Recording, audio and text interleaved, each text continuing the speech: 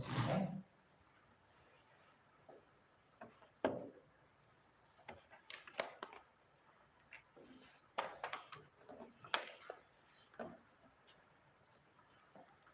여러분 안녕하십니까? 안녕하세요.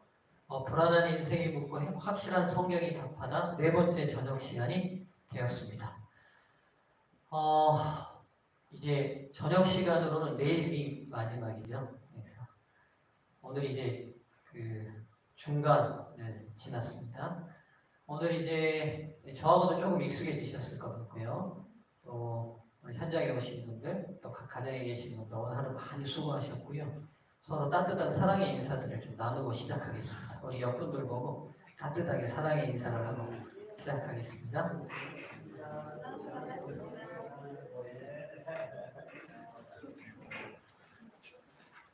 예, 오늘은 네 번째 시간으로요. 사회를 묻고 사회에 답하다라는 제목으로 여러분과 함께 오늘의 주제를 나누도록 하겠습니다. 한 아이가 초등학교 문제였나 봐요. 다음 글에서 틀린 낱말을 바르게 고쳐 쓰시오 했어요. 아마 맞춤법 시험이었나 봐요.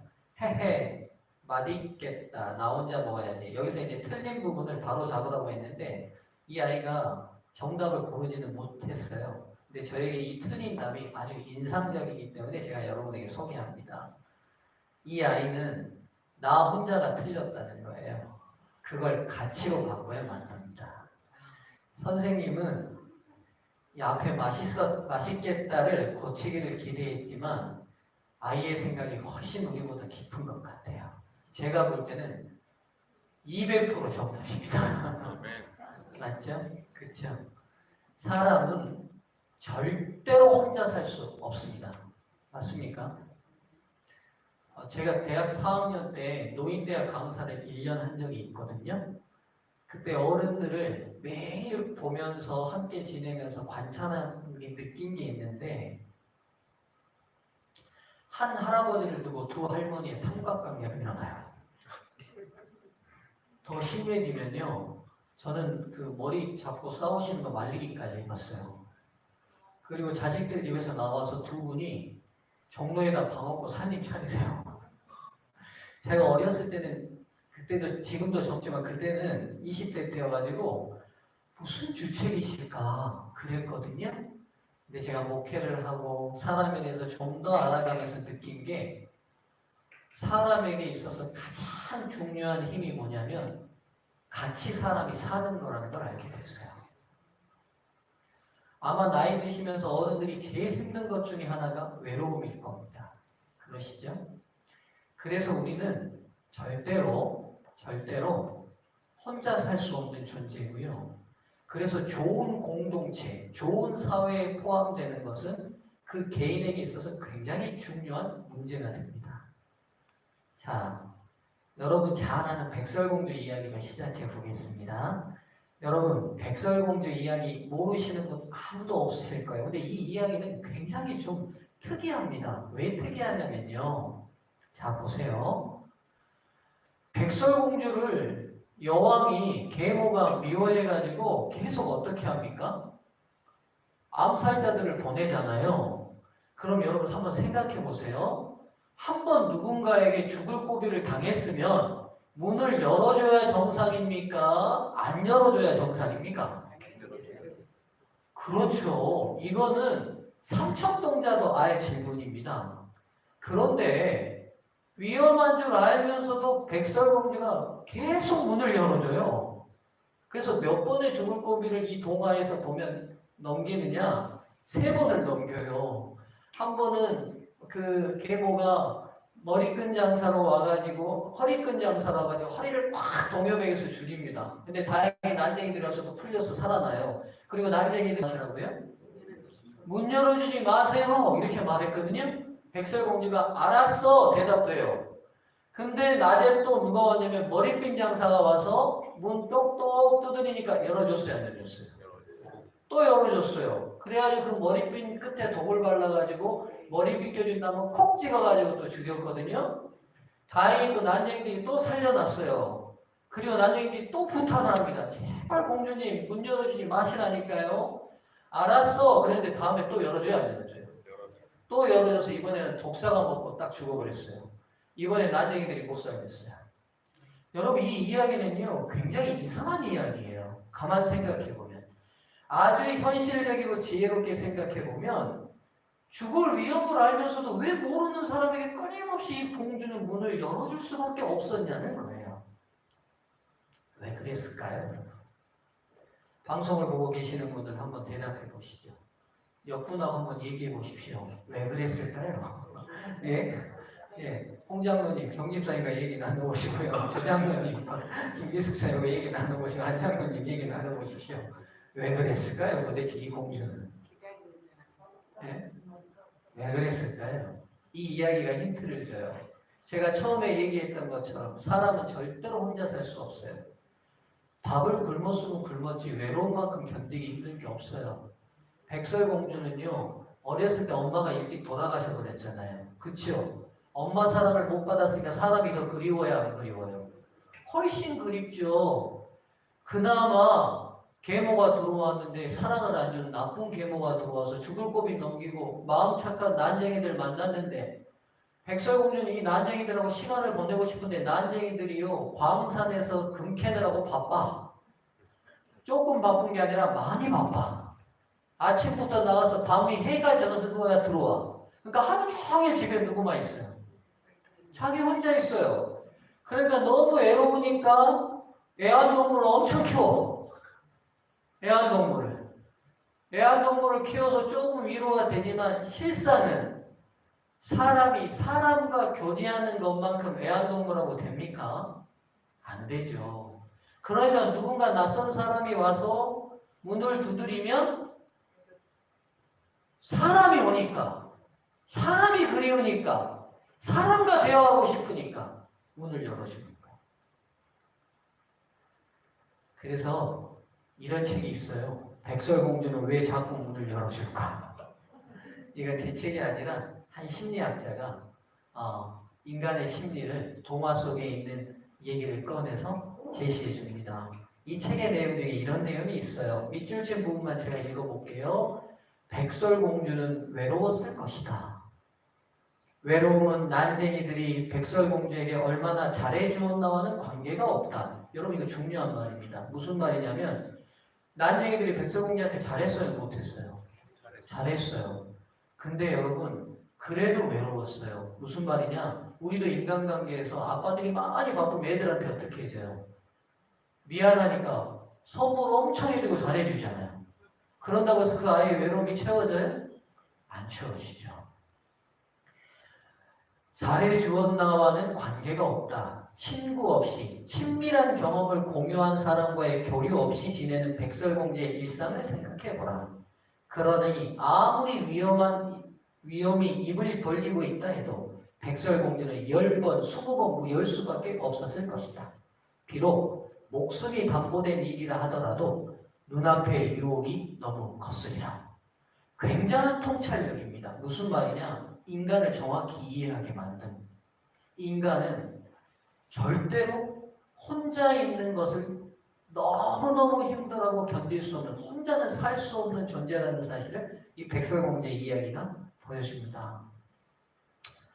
여러분 2013년 7월에 우리나라의 공교롭게도 아주 큰 대형사고 두 건이 일어났어요. 하나는 아시아나 항공이 중국을 출발해서 미국 가는 아시아나 항공이 랜딩을 하다가 꼬리가 먼저 닿아버려가지고 비행기가 이렇게 전소돼 버렸습니다.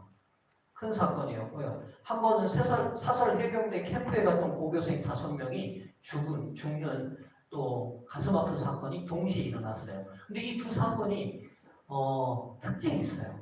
위의 사건은요. 옆에 있던 사람들이 이 물속에 빠져든 아이들을 구조하러 아무도 뛰어들어가지 않았어요. 근데 이 밑에 사건은 아주 특별했어요. 지금 비행기 한번 보시면 아시겠지만 비행기 그 당시 현장 사진이에요. 이 안에 몇 명이 타고 있었냐면 거의 200명이 타고 있었어요. 사람들 살았겠어요? 죽었겠어요? 여러분? 이 정도면. 아주 대형 참사가 될 뻔했는데 놀랍게도 랜딩하면서 이렇게 착륙하면서 꼬리 부분이 닿으면서 꼬리 부분이 딱 떨어져 나가버리면서 이 꼬리 부분에 탔던 승객이 떨어져서 돌아가신 거 외에는 전원이 다 살았어요. 이렇게 큰 사고였는데도 보십시오. 비행기가 이 정도가 됐으면 얼마나 내부의 충격이 컸겠어요. 근데 이렇게 된 데는요, 아주 중요한 역할을 했던 사람들이 있었어요. 바로 승무원들이었습니다. 12명의 승무원이 있었는데 랜딩하는 충격으로요 7명이 실신을 해버렸어요. 근데 이 5명이 정신을 차리고 어떻게 했냐면 그들이 배운 대로 구조에 철저히 사람들을 차근차근 대피를 다 시킨 거야. 그리고 대피를 시키고 난 다음에 혹시 기내가 충격으로 인하여 다리가 끼거나 몸이 낀 승객이 있을까봐 한 칸 한 칸을 다 일일이 살폈어요. 이 승무원들이. 근데 여러분 그때 이미 비행기가 폭발을 할지 안 할지도 모르는 굉장히 위험한 상황이라 본인 생명을 위해서라도 빨리 탈출을 해야 되는 상황인데 탈출하지 않고 끝까지 승객들을 다 살피고다가 어느 칸에 여고생 하나가 다리가 끼어서 다치니까 승무원 하나가 여러분 우리나라 그 당시 승무원들이 우리 한국 승무원들이 날씬하고 예쁘고 다 빼빼 말라잖아요. 근데 하이에 신발을 벗고 맨발로 그 친구가 다리가 다쳐서 못 걸으니까 업고 이 친구를 탈출시키는 장면을 그 위험한 순간에 또 누가 또 찍었어요. 우리 한국 사람들 대단하죠. 그러니까 막 피 흘리고 아비 구한인데 그 장면을 또 찍은 거예요. 지금 그 사진이면. 근데 이렇게 업고 뛴 승무원이 당시 본인도 꼬리뼈가 금이 가 있는 상황이었어요. 여러분 꼬리뼈 금 가면 굉장히 아프거든요. 깁스도 안 되는 부위라서요. 근데 본인 아픈지도 모르고 이렇게 승객들을 다 대피하고 마지막 한 명까지 다 대피하고 난 다음에 나머지 승무원이 대피하니까 그 당시 내리자마자 비행기가 펑 하고 터진 거예요. 조금만 늦었으면 승무원들도 승객들도 생명을 보장할 수 없는 위험한 상황이었어요. 제가 이 사건의 소식을 딱 들은 다음에 야, 이 사람들 대단하다. 얼굴에 눈물이 흐르는 채로 승객들을 등에 업고 뛰어다니고 있었다. 그녀는 영웅이었다. 이게 미국의 그 당시 월스트리트 저널에서 그 당시 승무원들의 영웅적인 행동들을 기사화했습니다. 자 보세요. 아시아나 항공 사고 현장에 12명의 승무원이 제가 지금 다 설명했던 과정입니다. 5명이 구조 작업을 했어요. 울면서도 침착함을 잃지 않고 아이를 업고 달리기까지 합니다. 그리고 모든 승객을 대피하고 마지막 대피해요. 여러분 사람이 생명에 위협이 오면 누구를 먼저 챙기게 됐어요? 자신을 먼저 챙기게 돼서 본능적으로. 근데 이 승무원들은 위험에 딱 처하니까 승객들을 다 대피하고 울면서 두려움에 떨면서도 승객들을 다 대피시키고 마지막 본인들이 대피한 거예요. 제가 여기에 차단을 해봤어요. 도대체 이 사람들이 왜 이렇게 했을까? 보통의 사람들이 위험이 닥치면 본인을 먼저 챙기는 게 맞는데 이 승무원들은 왜 이렇게 할 수 있었을까 생각해 보니까 도지 214기의 생존자 앤소니 유진 라시는 그 당시 뉴스 상황이 그대로 얘기해 주셨어요. 너무 감동을 받아가지고 인터뷰를 했어요. 그 순간 죽었다고 생각했죠. 그를 이끌어준 여린 체부의 한 승무원을 떠올립니다. One flight attendant named Jihan Kim. 김지현이라는 승무원이 있었어요. 참 작고 여린 모습이었죠. 그녀는 얼굴이 온통 눈물로 뒤덮였지만 침착함을 유지했습니다. Was very brave and she 그녀는 용감했어요. 비상구를 열고 슬라이드를 펼친 사람들이 이끌었어요. like the slide and everybody come this way. She had tears all over and she was, 얼굴이 온통 눈물로 덮여 있었습니다. 라시는 무서웠죠. 그녀의 헌신을 알리고 싶어 이름과 함께 사진을 남겼고 월스트리트 저널은 이를 보도하며 그녀는 영웅이었다고 전했습니다. 사고 현장을 지휘했던 샌프란시스코 수박 감독은 아시아나 승무원 모두가 영웅이라고 말합니다. Crew of Asiana Airlines did a phenomenal job in making sure that passengers first, and so she was not concerned for her safety, but everyone else's. So I was very impressed with.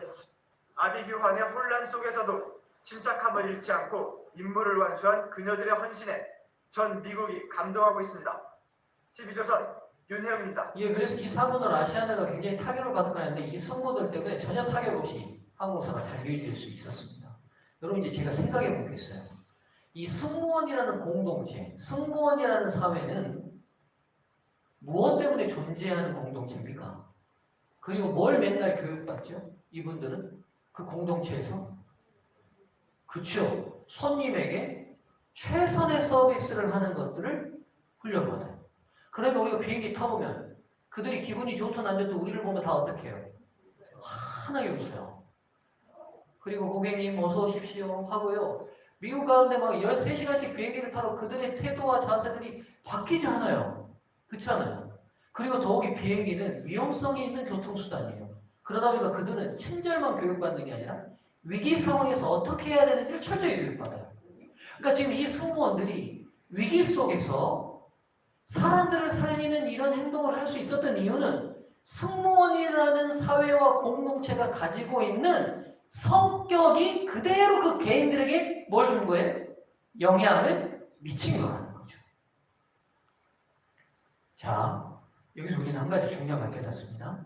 한 집단이나 공동체가 가지고 있는 정체성은 그 집단에 속한 개인에게 굉장히 막대한 영향을 미치게 되어 있습니다. 그러니까 절대로 외로워서 혼자 살 수 없는 사람은 분명히 그룹을 짓게 되어 있고 사회에 포함되게 되어 있고 어떤 공동체를 만들게 되어 있어요. 틀림없어요. 제가 대학 4학년 때 아르헨티나로 전도회를 간 적이 있어요. 아르헨티나로. 그 당시 아르헨티나 한인 사회가 1만 5천 명 정도 됐습니다. 근데 이 남미에 있는 우리 한인 그 사회들이요, 열심히 돈을 벌면 다 어디로 다시 재이민을 가냐? 북미로 다시 이민을 가요. 그러다 보니까 많을 때는 3만 명까지 있었대요. 근데 제가 갔을 때 이미 많이 수가 줄어들었고 계속 줄고 있다는 거예요. 근데 이제 제가 놀라운 게 뭐냐면 거기 가니까 한국에서도 보기 힘든 정치대가 다 있더라고요.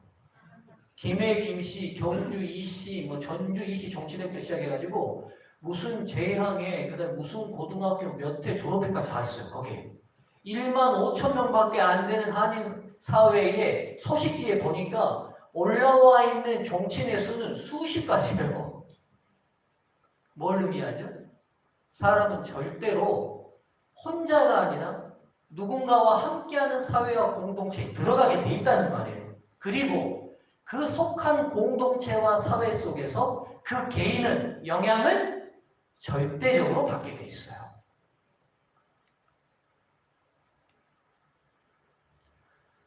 1994년 제가 고3 때인데요.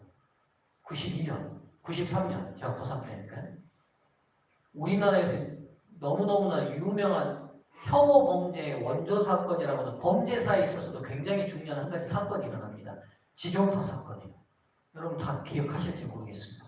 추석을 3일 앞두고 있는데요. 앞두고 이 사건이 터졌는데 온 나라가 난리가 났어요. 왜 난리가 났냐? 그 당시만 해도 살인사건은 원한 관계 속에서 보통 일어났는데 아무 상관없는 불특정 다수를 향해 살인을 저지르는 범죄 사건으로 우리나라에서 효시와 같은 사건이 지존파 사건입니다. 사건의 개요는 이렇습니다. 영광에 사는 청년 6명이 사회에 대한 불만을 갖고 돈 많은 인간들 다 죽여버리겠다는 목표를 가지고 조직을 만들었어요. 지존파라는 이름은 그 당시 작은 형사가 붙인 거고 파의 이름은 없었습니다. 그리고 이 6명이 영광군 불감리라는 마을에다가 자기들의 아지트를 지었어요. 1층 양옥을 짓고 밑에는 파가지고요. 감옥시설과 화장시설을 했습니다. 죽이고 난 다음에 태워서 시체를 유기하기 위해서. 그리고 난 다음에 광주에 있는 백화점 고객 명단을 입수하고 1번부터 아무 이유 없어요. 잡아서 다 죽이기로 결심을 했어요. 그리고 난 다음에 제일 먼저 범죄에 걸린 중소기업을 운영하는 한 착실한 중년 부부가 걸렸고 이유 없이 죽었습니다. 그들의 손에. 그리고 이들이 얼마나 잔혹했냐면 그들 조직의 의지를 다지기 위해서 그 인육을 나눠먹는 행동까지 합니다. 그리고 그 두 중년 부부를 죽이고 태워서 없앨 때는 사람이 타는 냄새가 동네에 퍼지면 안 되니까 마당 위에다가 통 바베큐를 구워서 동네 할머니, 할아버지들을 나눠주는 행동까지 했어요. 근데 그 중에 한 명이 양심의 가책을 느끼고 탈퇴를 하기로 결심하니까 그 친구를 또 죽입니다. 3명 죽였죠. 4번째는 어느 회사를 다니는 한 젊은 처녀를 잡았어요. 그리고 그를 죽이려고 죽이기 잠깐 전에 거기 해놓은 감옥시설에 집어넣어놨는데 이 처녀가 죽기 전에 기지를 발휘합니다. 갑자기 배가 아프다고 떼굴떼굴 굴러요. 죽일 때 죽이더라도 나 좀 배 좀 낫게 해주고 죽이라고. 그러니까 이들이 또 친절하게 그를 데리고 병원을 갑니다. 영광읍내 병원을 갔는데 잠깐 한눈을 파는 사이에 후문으로 나와가지고 이 처녀가 얼마나 놀랐는지 영광경찰서가 아니라 서울경찰청으로 가버려요. 택시를 몰고. 그리고는 이들이 검거됩니다. 더 놀라운 건 뭐냐면 검거되고 난 다음에 이 친구는 자칭 부대장인 친구인데 인터뷰 내용 보십시오. 난 인간이 아니야. 그래서 다 잡아 죽이려고. 우리 엄마요? 내 손으로 못 죽여서 한이 맺힙니다.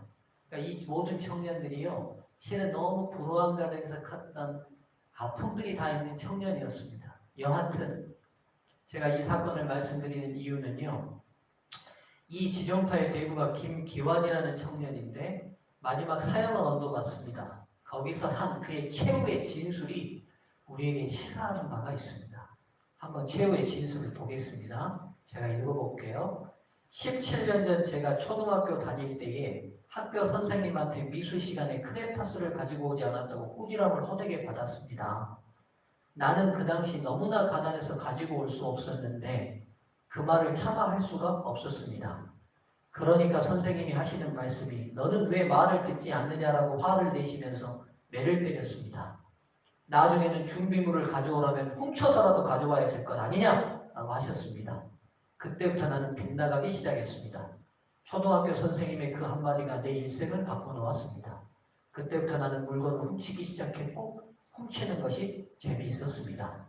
도적질을 시작한 것이 내 운명을 이렇게 만들었습니다. 여러분 지금 이 선생님이 좋다 나쁘다 지금 제가 그 말씀 드리려는 게 아니에요. 한 아이가 속하는 학교라는 그 반이라는 작은 공동체와 사회에서 그걸 이끄시는 한 선생님의 이 말 한마디가 이 아이의 인생에 돌이킬 수 없는 기점이 되어버렸잖아요. 제가 그 말씀 드리고 싶은 거예요. 그래서 여러분 우리가 속하는 공동체를 선택한다는 것은 굉장히 중요한 문제입니다. 아무 모임이나 아무 사람이나 아무 그룹이나 아무 사회나 그냥 가가지고 포함돼서 함께 어울리고 지내는 것 우리가 한번 생각해 봐야 될 문제입니다. 정리해 볼게요. 사람은 탄생부터 혼자가 아닙니다. 사람은 태어나는 순간부터 가정이라는 사회를 만나요. 자식, 형제, 친척이라는 이름으로 한 공동체 속에서 살아납니다. 그리고 성장하면서 계속 사회라는 공동체를 만나갑니다. 학교, 직장, 이웃, 국가 등등. 그렇죠? 그래서 여러분 가만 보시면 이 나 자신이 어떤 공동체에 속하느냐는 나 자신의 행복과 직결되는 문제입니다. 한 발짝 더 나가면 운명과도 직결돼요. 아까 아침에 김규환 그 대부가 마지막 말했던 진술처럼 그게 내 운명을 바꿔놨다잖아요. 그렇죠? 오늘 우리가 어떤 공동체, 어떤 사회의 일원으로 속해서 살아가느냐는 여러분과 제 인생의 행복과 운명이 직결되는 문제입니다. 그래서 여러분, 인간의 대부분의 노력은 뭐냐? 더 나은 사회에 진입하기 위한 노력입니다. 이게 개인의 행복과 연결되어 있으니까요. 그러나 좋은 공동체는 들어가고 싶어도 어려운 이유가 있어요. 가령 예를 들면 서울대학교 동문회를 들어가려면 어느 대학을 나와야 돼요? 서울대학을 나와야 됩니다. 멘사에 들어가려면 IQ가 160 이상 돼야지 들어가요. 즉 타고난 능력과 재능에 따라서 자기가 들어갈 수 있는 그룹이 정해져 버립니다. 그리고 개인이 선택할 수 없는 운명이 있어요. 우리가 아무리 미국 사람으로 살고 싶어도 우리가 선택할 수 있습니까? 나는 남자이고 싶었고 나는 여자이고 싶었지만 우리가 선택할 수 없는 영역이 있어요. 그리고 개인의 능력에 따라서도 차이가 있어요. 그래서 인간 세상의 대부분의 노력이 뭐냐면 어떻게든 자식들 좋은 그룹에 들어가게 해주려고, 좋은 사회에 진출하게 해주려고, 좋은 공동체 일원이 되게 해주려고 부모들이 애쓰는 게 제가 볼 때 우리의 운명처럼 얽혀 있어요. 그래서 공부해라 하신 이유가 뭐예요? 공부해서 좀 더 나은 공동체에 들어가는 거. 그러면 뭐 할 것 같아서요? 행복할 것 같았어요. 그렇죠? 여러분 그래서 학교 그 푼들 한번 보십시오. 지켜보고 있다. 선생님 공부하라고. 그 푼 10분 더 공부하면 마누라가 바뀐다. 나도 쓸모가 있을까? 예? 30분 더 공부하면 내 남편 직업이 바뀐다. 예? 이거 다 뭡니까 지금? 대학 가서 미팅할래? 공장 가서 미팅할래? 요즘 이런 게 좀 우리 학교 다닐 때 다 이런 급풀이었습니다. 그렇죠?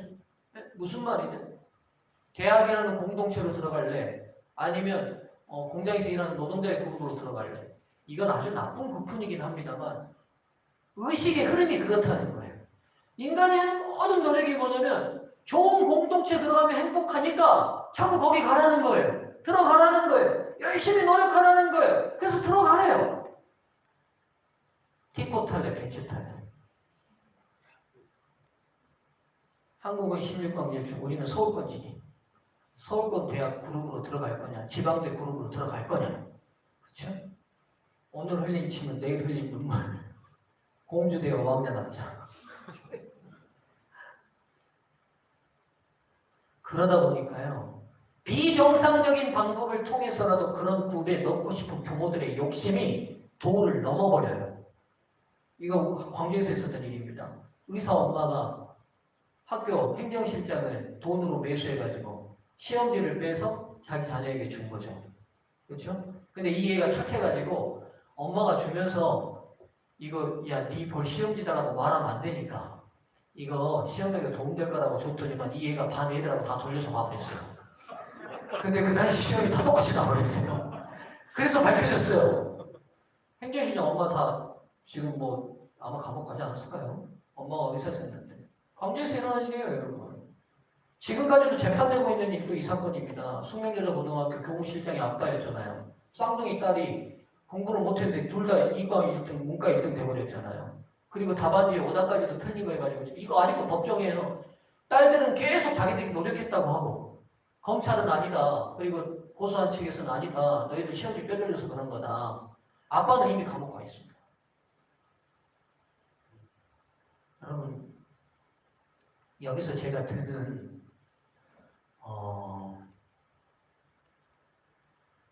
고민이 이런 거예요. 좋습니다. 그렇게 개인이 노력을 다 해서 부모가 열심히 밀어줘서 노년에 쓸 돈까지 다 모아서 자식들한테 쏟아부어서 좋은 공동체 일원이 되면 예? 우리가 말하는 대기업 S사 들어가고 명문대 S대 들어가고 예? 그렇게 좋은데 다 공동체 사회에 들어가면 이 마지막 질문이 중요합니다. 과연 그 사회가 우리를 행복하게 합니까? 제가 드리는 질문이 이겁니다. 우리가 생각해 봐야 될 부분이 이 부분입니다. 좋습니다. 열심히 삽시다. 노력합시다. 그래서 나는 농부였지만 우리 아들은 네? 사자 들어가는 직업 얻게 해줘 봅시다. 그럼 우리 아들이 우리 자식이 그 공동체에 들어가면 그 사회가 그 아이들을 진짜 내가 기대한 만큼 행복하게 해 줍니까? 그리고 그렇게 들어가신 분들 행복하십니까? 들어가 보니까 진짜 그 공동체 들어가 보니까 천국 같은가요? 마음에 있는 근심과 걱정은 다 사라지고 매일매일 찬양과 노래가 나오는 기쁜 공동체든가요? 아닐 거라는 거 여러분 이미 다 알고 계십니다. 그런데도 우리는 끊임없이 또 많은 시간과 노력을 사람들이 원하는 그런 세상적 공동체에 들어가려고 시간과 노력을 쏟습니다. 이제 제 개인의 경험을 한 가지 이야기하겠습니다. 저도 한 사회인이고 저도 공동체가 필요한 한 나약한 인간입니다. 그런데요, 제가 속한 한 공동체 때문에 제 인생에서 받은, 근데 그 공동체는 노력도 필요 없었고요, 돈도 필요 없었고, 키도 안 보고 인물도 안 보더라고요. 그렇게 속했던 한 공동체가 제 인생에 어떤 영향을 미쳤는지 이제 제 개인의 잠깐 간증을 소개하려고 합니다. 나는 반장이 되고 싶었다. 제가 어렸을 때 저희 가정이 아버님이 이렇게 아버님 사업을 잘못하시기 전에 보증을 잘못 쓰셔가지고 빚에 독촉을 하고 막 이러다 보니까 굉장히 어려운 상황이 됐습니다. 근데 제가 그때 저학년이에요. 학교 들어갈 때쯤. 그럼 가만 생각해 보시면 초등학교 성적은 누구 성적입니까? 엄마 성적이잖아요. 엄마가 한글도 가르쳐주고 숫자도 가르쳐주고 해야 되는데 우리 아버지 어머니가 그 빚 갚느라고 정신이 없다 보니까 막내인 저한테는 신경을 잘 거의 못 쓰셨던 것 같아요. 그러니까 제가 한글도 잘 못 되고 학교를 들어갔는데 그러니까 뭐 잘 할 리가 없죠.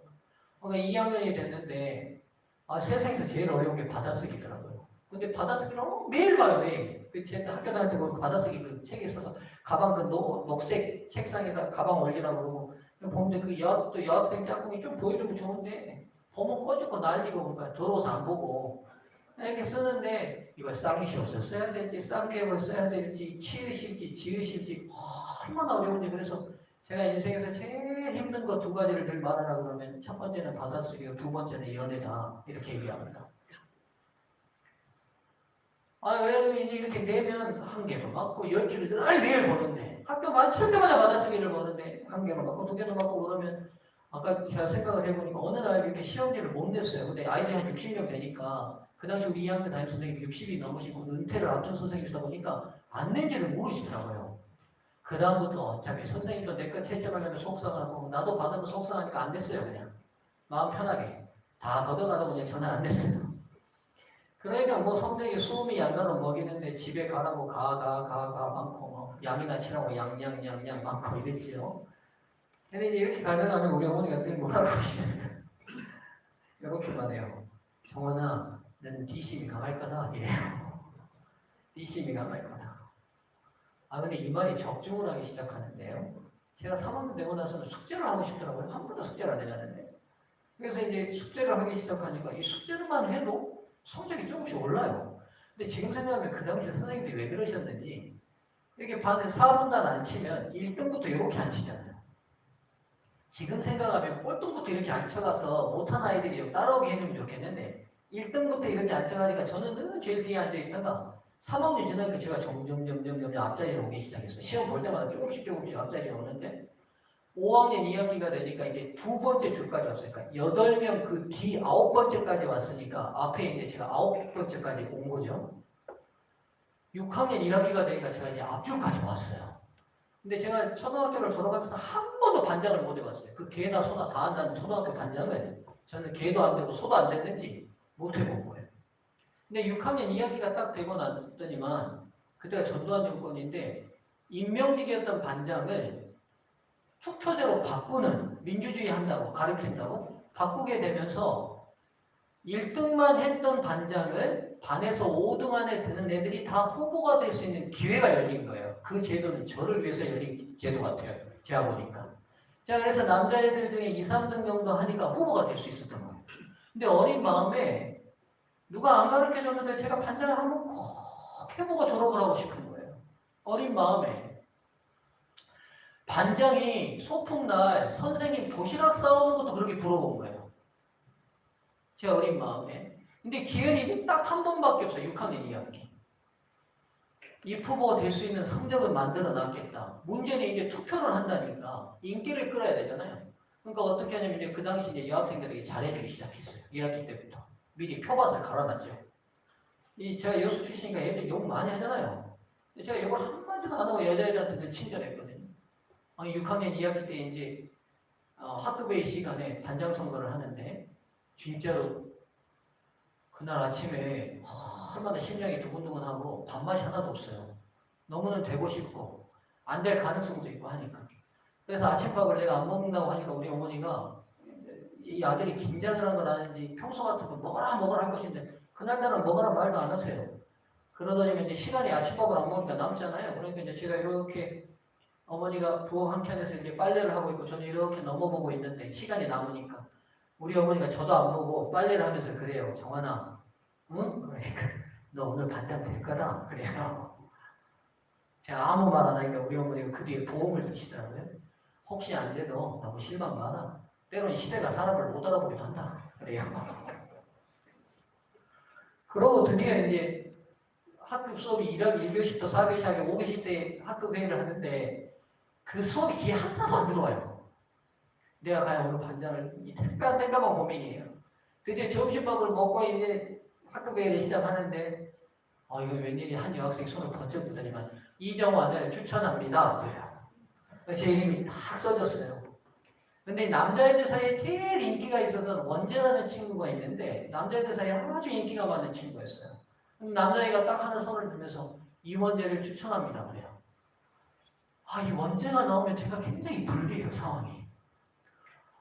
아니 어쩌지 그런데 이 원재가 손을 번쩍 들더니만 선생님 우리 엄마가 반장하면 때려 죽인대요. 그랬어요. 그러니까 선생님이 이름을 지으면서 야 네가 죽음을 쓰겠냐 하고 이름을 지었어요.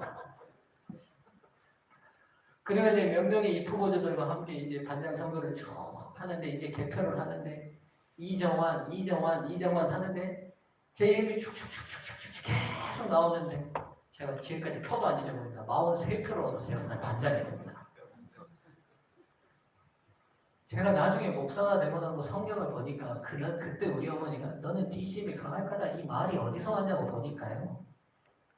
성경에서 왔어요.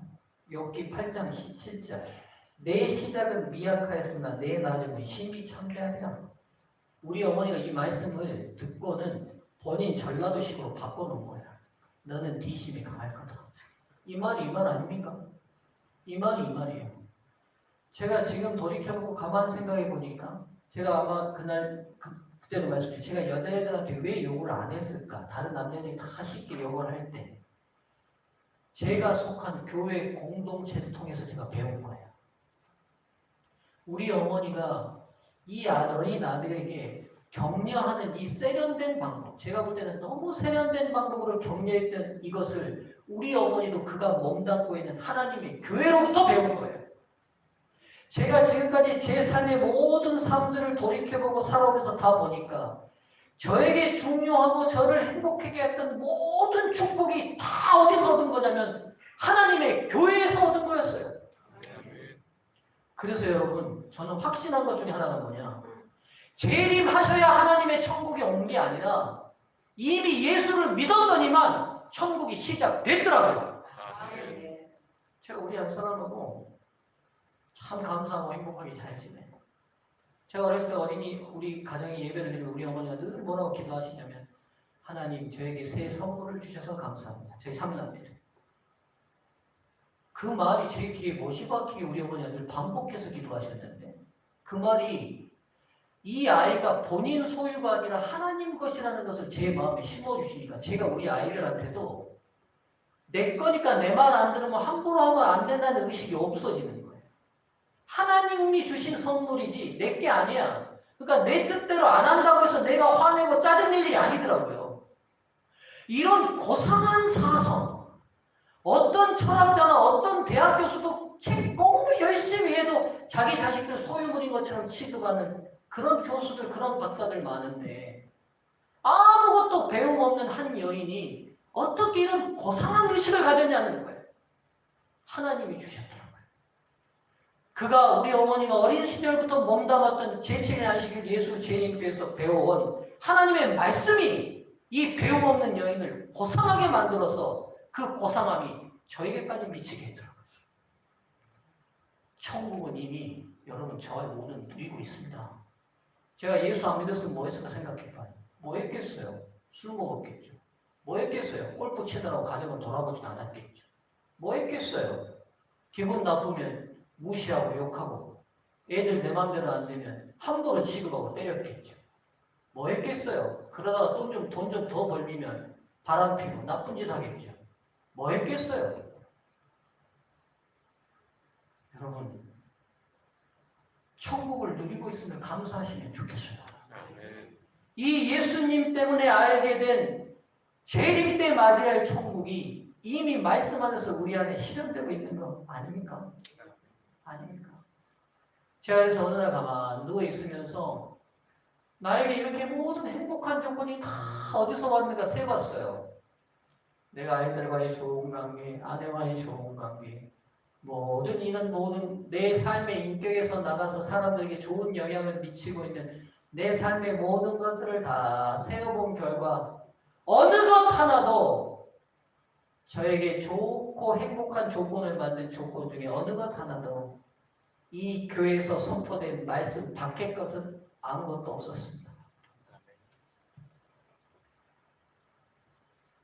제가 청소년부장 30살, 30 중반 때 시작했는데 30 중반 때 삼육초등학교 교사 두 분이 이제 커플인데 결혼을 한다고 하면서 저한테 결혼 주례를 해달라고 그래요. 그래서 기껏해야 10살 정도밖에 차이도 10살도 안 났죠 그때. 그래서 왜 내가 당신들 결혼 주례를 해야 됩니까? 물었더니만 자기들은 결혼 주례 목사로 세울 수 있는 기준이 있었대요. 자기들 눈에 제일 행복하게 보이는 목사를 세우겠다고 생각했대요. 근데 자기들이 봐온 목사님들 중에 목사님이 일단 제일 행복하게 보는데요. 제가 그 결혼 주례를 거부할 수 없었어요. 그리고 제가 하나님께 감사했어요. 내가 행복하려고 노력하지 않았거든요.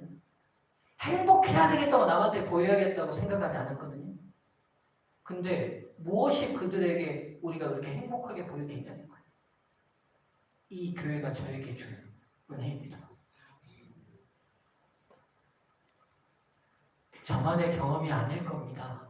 아마 그런 간증을 다 얘기해 보시라면 여러 모든 장로님들 입사를 다 하실 수 있을 겁니다. 제가 그 중에 한 개신교 자매를 좀 소개하기를 원합니다. 이와야 될 이 자매가 참 유명한 자매입니다. 이지연이라는 자매인데요.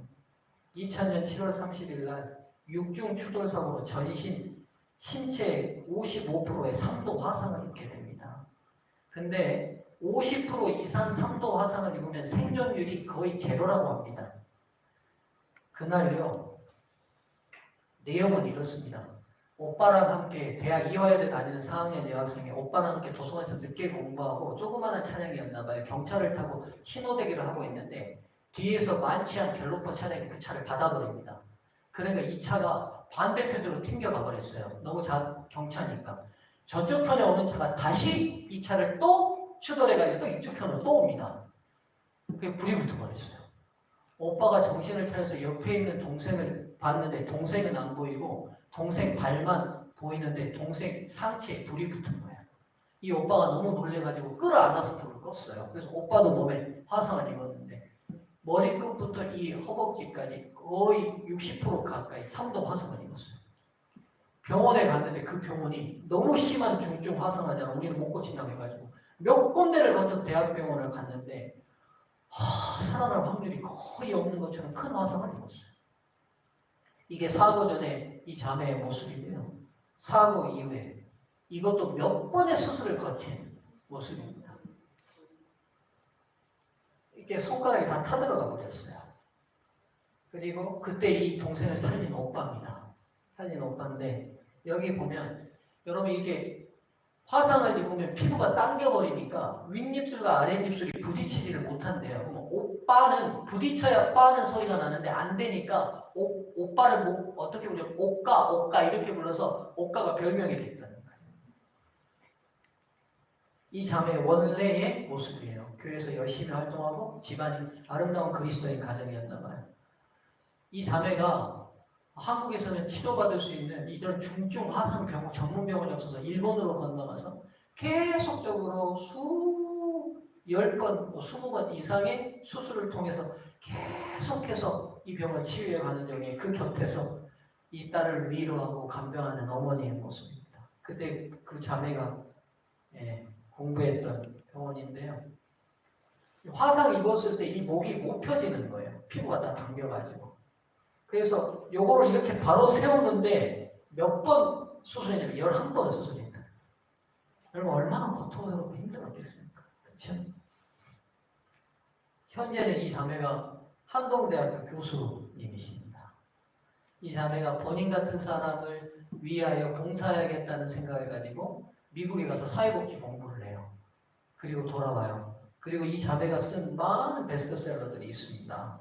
그래서 자기 같은 위기에 빠진 사람에게 희망과 격려가 되는 한국사의 아주 등불 같은 존재가 됐어요. UCLA 대학에서 박사학위 받았던 때 사진입니다.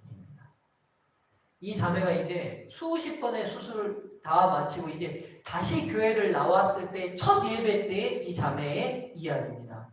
찬양도 나오지 않았습니다. 그동안 함께 하셨던 하나님이고 보고 저는 울기 시작했습니다. 하나님 제게 들려주세요. 이제 저 어쩔 건지 말씀 좀 해주세요. 찬양이 끝나고 목사님 설교가 끝났습니다. 목사님이 단상에 내려와 제 옆자리에 앉으셨습니다. 그리고 저를 두 팔로 감싸 안으시고 말씀하셨습니다. 지선아, 내 사랑하는 딸아, 내 너를 세상 가운데 세우리라. 아프고 병든 자들에게 희망의 메시지가 되게 하리라. 하나님이 말씀하신 것입니다. 저는 상했던 마음이 풀어졌습니다.